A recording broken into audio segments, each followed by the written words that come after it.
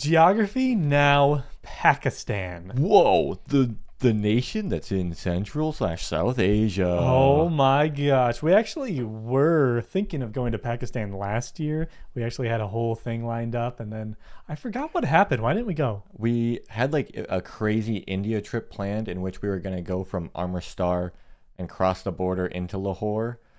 But we thought the India trip was too crazy, I think, or we changed our flight and we didn't fly there. I thought there was something to do with like visas or something, because we were totally gonna do that. Is it because we didn't get our India visa confirmation right away? I don't know. I don't know what it was. I just remember something went wrong. We were gonna go from India to Pakistan, and we didn't. Something went wrong, but we hope to go there someday. So we're going to learn some information here about Pakistan from good old Geography Now, so we can be informed when we go there. Yeah, if you want to check out our travel vlogs from a bunch of countries around Asia and a few in Europe, you can check those out. Link in the description below. Hopefully one day we'll be making vlogs in Pakistan. And if you enjoyed this video, please leave us some suggestions on what we can learn next about Pakistan in the comments. It's very helpful if you give like a video, title, link, whatever. Let's do this. Geography Now, Pakistan. And you've probably heard of this guy, maybe in the news, maybe in literature, maybe in movies. Pakistan is sort of a societal I've never heard of paradox. Pakistan in my It's life. only a little over half a century old, yet it retains history that predates the Who's pyramids. Stan of and why is he Egypt. There's so packing? much to I don't know. cover, so pack your bags and stand on this bus ride to Both just made Pakistan jokes. Puns. It's time to learn geography. Wow. Hey everyone, I'm your host Barbs. Pakistan is kind of like the bridge between the Middle East and the rest of Asia. It is the only nation in the world known to have been established on the basis of religion alone. Well, what about me? I mean, originally kind of, yes, but you were like one unit with Pakistan, and then you got a second independence based on you not liking Pakistan. It's interesting that Pakistan is the bridge between the Middle East and Asia, and then I would say India, like the northeastern India, is like the bridge between Southeast South Asia. and Southeast Asia. Yeah, Yes, yes. really interesting. Oh yeah, that's right. By the way, you should really redo my episode. It's completely outdated and you totally stole that map from Jay Foreman. Oh, I met up with Jay in London. We had a jolly live stream chat and laughed about it. Calm down, he's cool with me. It's true, I am cool with it. I'm not really cool with it. Anyway, time for Pakistan. Pakistan. It's interesting because even the name, which means pure land, is even an acronym for the 5 former regions of British India that joined together: Punjab, Afghania, Kashmir, Sindh, and Baluchistan. Pakistan! Later, the I was added to just help with pronunciation. Anyway, Nice. the map. Pakistan is located in South Asia, surrounded by Iran, Afghanistan, China, and India, with the Arabian Sea and Gulf of Oman in the south. The country lot is of right divided up there. into 4 provinces and 3 territories, including the capital Islamabad that acts as its own territory. Keep in mind the northern territories are administratively operated under Pakistan's government, but India still claims parts or most of them. The country's largest right. city and former capital, though, is Karachi in the Sindh province, with about 15 million people. It holds the largest and busiest airport, Karachi Jinnah International, and the largest shipping port, the port of Karachi, which handles about 60% of the nation's cargo. However, the largest deep sea port in the world is actually here in Gwadar. Recently, it has been going over massive renovations and construction funded by the Chinese as a means to help with access to the Indian Ocean. The nation's second Okay, I have a question to ask you before we continue. What was your first impression, or like your first thing ever that you knew from Pakistan?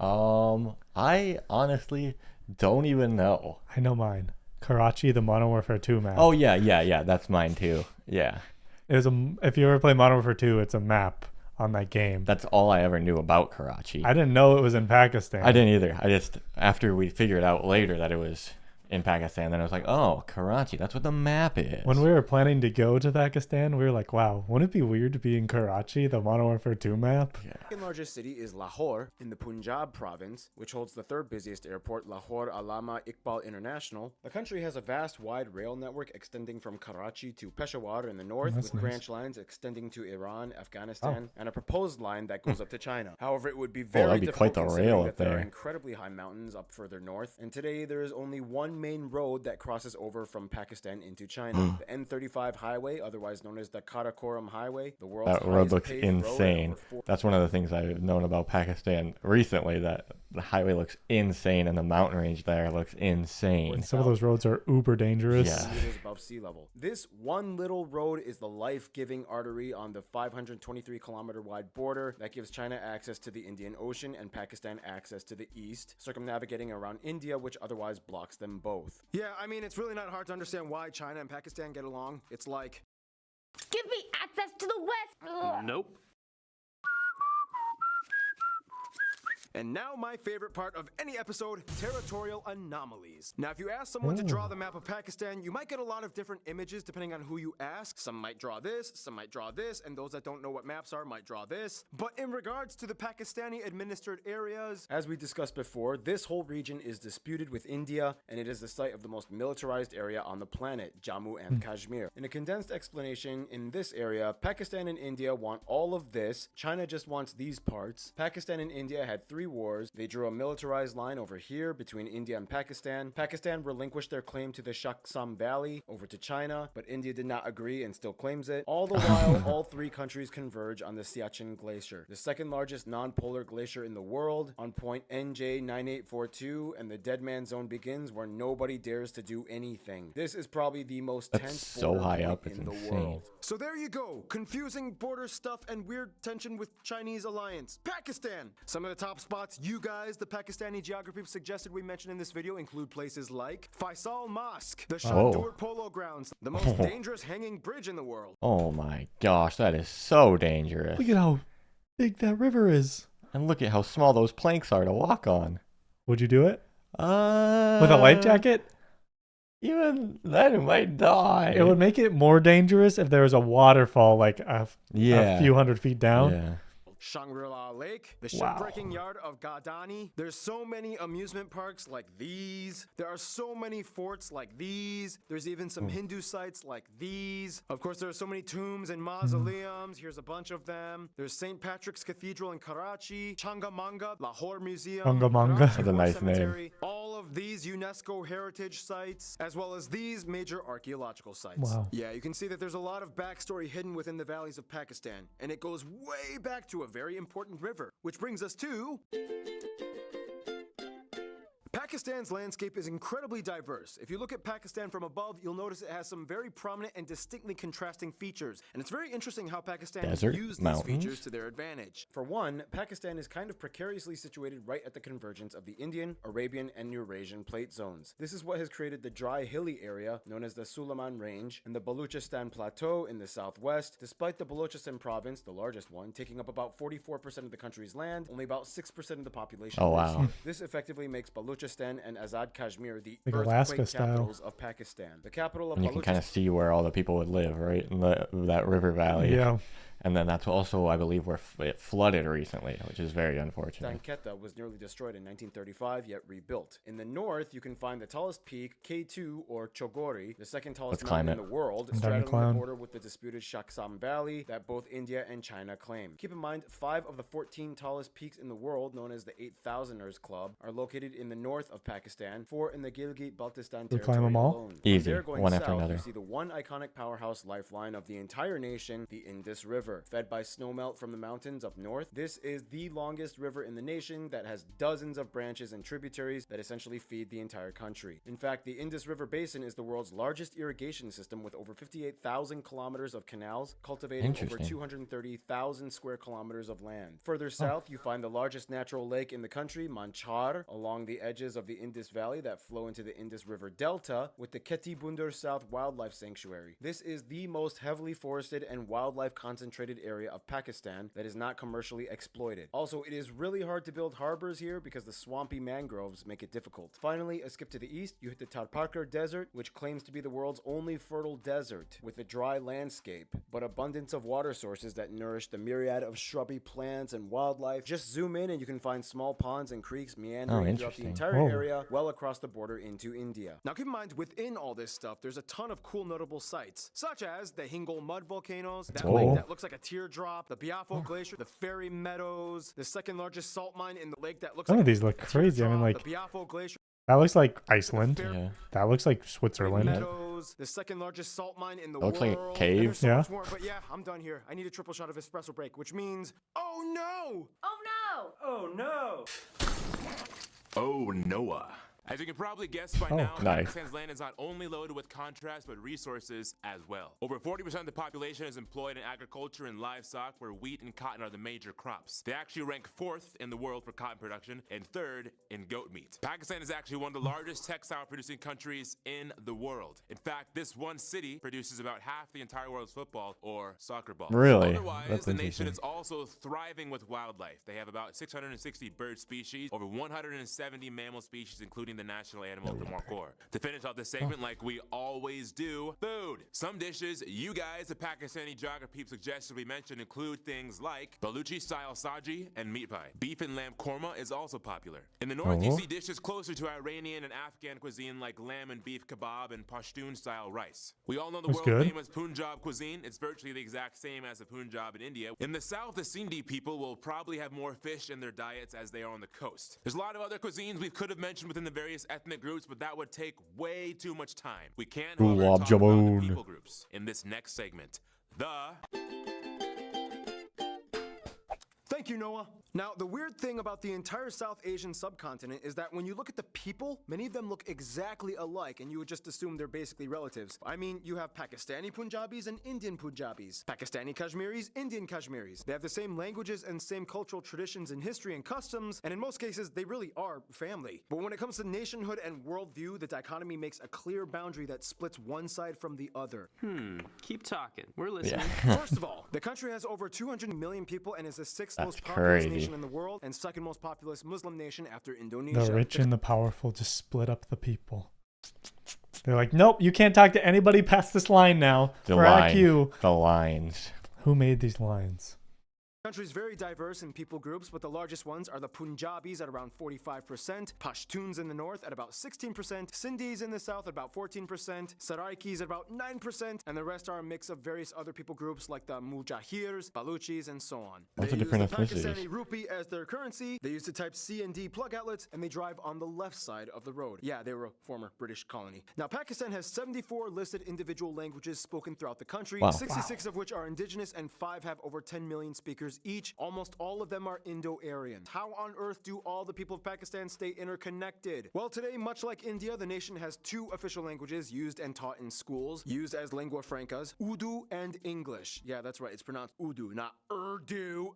For Urdu? reference, Urdu is basically the same thing as Hindi, except it has a few extra words and phrases borrowed from Persian and Arabic. It's also written in the Perso-Arabic Not confusing script. at Here all. are some of Oh, you guys, wow. the Pakistani geographers, explaining the subtle differences between Urdu and Hindi. Hi, I'm Asia from Pakistan. Khatun is a woman in Urdu, and in Hindi it's Mahila, usually. Also, Well, those are words like completely miracle, different. which is mojiza in Urdu, is chamatkar in Hindi. I'm Maha from Okay. Lahore. Some of the words, or more like sentences, are quite the same in both the languages. Like the word magician, in both Hindi and Urdu, it's jadugar. But to a Pakistani and an Indian, the language differences are quite stark. Let's take thank you for example. In Hindi, you would say dhanyawad, but in Urdu, you would say shukriya. Thanks, guys. Now, within Okay, the areas that interesting. make up Pakistan today, there is no one type of Pakistani. They come in all different shapes and colors, but the general demographic configuration layout shows that the East is more Indo-Aryan and the West is more Perso-Iranian. We don't have time to explain the culture behind all the many people groups of Pakistan, but we can highlight the largest ones. Let's start off. Punjabis. They are the river people. The word Punjab even means land of 5 waters. They are the backbone of the Indus River Valley. They are known for having a lot of agriculture or artisan associated people, but basically everyone knows that Punjabis are like the partiers of Pakistan. Their cousins, the Oh, let's Saraiki go. of the south, are kind of like a weird fusion between Punjabis and Sindhis. They love cooking with these flowers and Oh, wow. are famous Interesting. for their Jumar dancing. Sindhis are the southerners of Pakistan that rule the Delta and the largest city, Karachi. They are kind of known for being the money handlers, the business guys of Pakistan that keep the gears running on the financial side. Sufi Islam has a huge impact on Sindhi culture. Pashtuns Pashtuns. These are the same Pashtuns that we talked about in the very first Geography Now episode, Afghanistan. Ooh, remember those days. Ooh, they are an Iranic people group related to the Persians and Afghani groups, not Indo-Aryan. Many of them still follow Pashtunwali, or the ancient interesting, self-governing tribal system that regulates everyday life activities in Pashtun communities. They have their own traditional clothing, festivals. Many celebrate Nowruz, the Persian New Year. And finally, Baluchis. They are the cousins of the Pashtuns, another Iranian people group. Like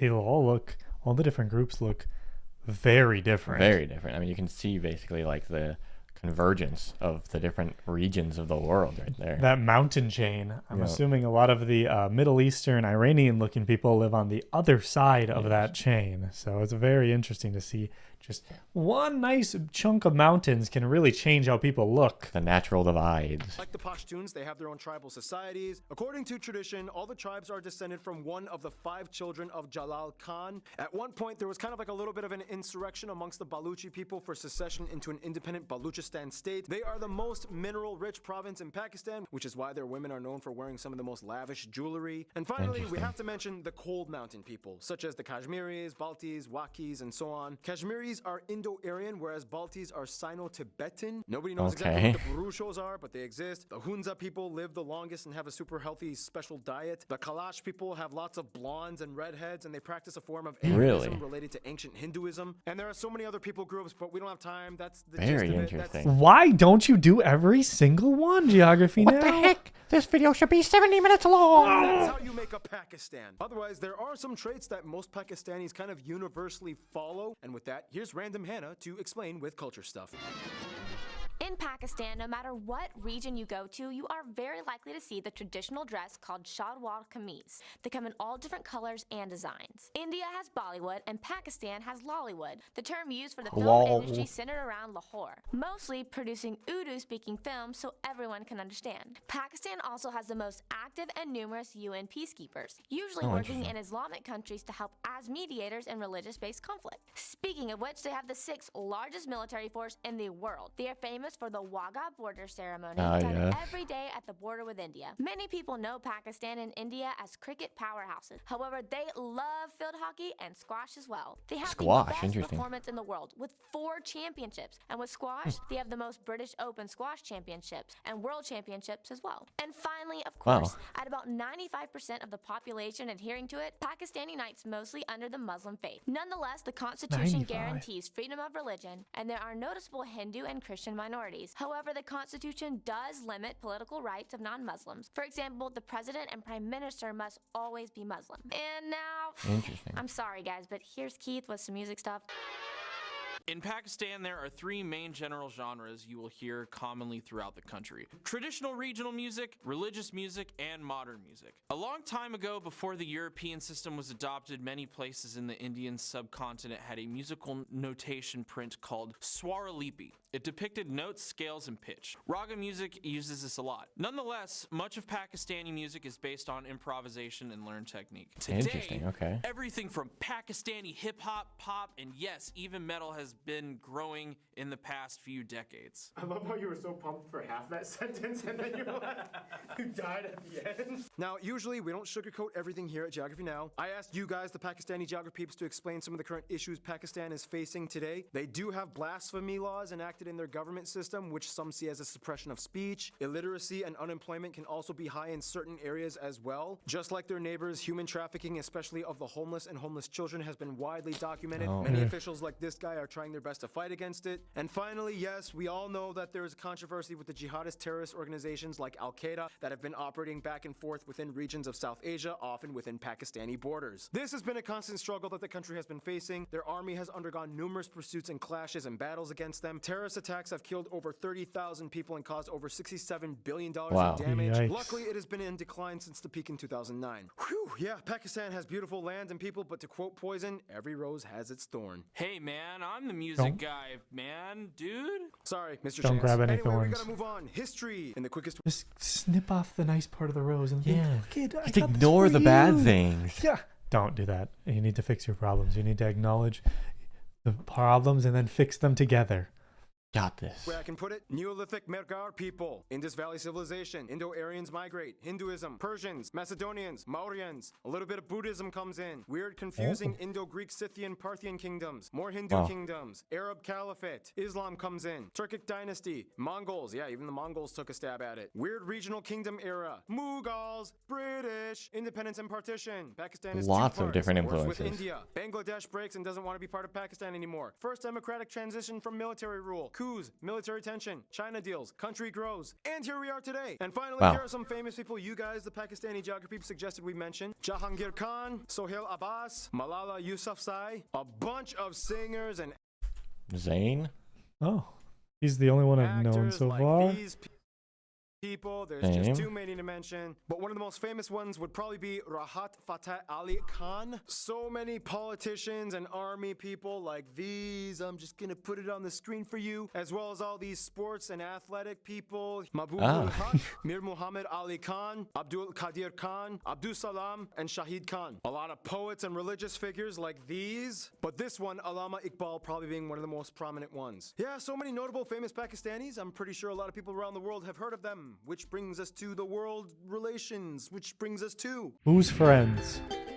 The friend zone. Now you have to understand, Pakistan was kind of like a constructed state to consolidate religious communities in a former empire. So that means with Pakistan, a lot of their diplomacy depends on strategy. For one, even though they were a former colony, they still have a somewhat neutral-ish kind of amicable relationship with the UK. The UK has the largest population of Pakistanis in Europe. Many come from the Mirpur district, and you can still see much of the cultural influences in their society, such as cricket and driving on the left. They have generally Seems to be pretty common, actually. Like if there wasn't like a huge like revolt or something, that the post-colonial ties they are stay like, close. Yeah. Relations with the Gulf countries like the UAE, Saudi Arabia, Kuwait. Many Pakistanis moved there for work as expats. The past few years, though, there has been some controversy with mistreatment of Pakistanis and other expats by certain companies, but overall, the governments get along at least. Afghanistan and Iran are like their love-hate cousins. During terrorist conflict years, Pakistan took in millions of Afghan refugees that are essentially brothers of the Pashtuns in the north. It remains a constant issue, though, that they are facing to this day. Iran is also a key figure in business and trade, as well as supplying oil and other imports. India and Bangladesh also have a somewhat love-hate relationship. It's more like they hate the governments but love the people. India and Pakistan, of course, have so much history together, even before British colonial years. As mentioned, many of the people groups there share the same language and culture. The only thing essentially separating them is religion. Bangladesh, of course, broke away from Pakistan after the partition years and favored India shortly after independence. This kind of angered Pakistan at first, but decades later they've kind of moved on and have good relations once again. In terms of their best friends, however, many Pakistanis might kind of end up saying Turkey or China. Essentially what it comes down to is a kind of standoff against India. When one giant leaves you drama, you kind of settle for the other one. Together, they have the China-Pakistan Economic Corridor project, in which they allow them to use the port of Gwadar for their development and trade deals funded by China. Each country's people are welcomed in each other's, and visits are common. With Turkey, though, they've kind of always had a respect for the people, culture, and history, TV shows, and movies. They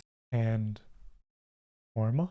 support the government and have many diplomatic business ties with them. This, of course, by default also brings in Azerbaijan, Turkey's little brother. They love to travel to both of these nations and even go so far as to support Azerbaijan's side in the controversial disputes with Armenia. In conclusion, Pakistan may have been formed in the 40s, but you have millennia of backstory with this place. Pakistan, it is what it is. Go for it. Stay tuned. Palau Nice. is coming up next. Pakistan, everybody. Hopefully you enjoyed the reaction. I mean, we got a lot of stuff out of that. A lot of info just thrown right at us. Yeah, just an overwhelming amount. And now we'll remember like 10% of it, the important stuff. Hey, you want to let us know like some good videos of like, especially like tourist places or things that we should see? Because we really don't know much about that in Pakistan. I just know the mountains and a few of the cities. So it would be really awesome to get like suggestions or good videos that show some of the amazing places to visit in Pakistan, because that would be very, very cool. Because we want to go. Heck yeah. Hopefully you enjoyed the video. If you did, subscribe, check out the vlog channel. We go to a bunch of countries. You might like it. You might want to watch some other countries, Yeah. explore the world with us. See you in the next one.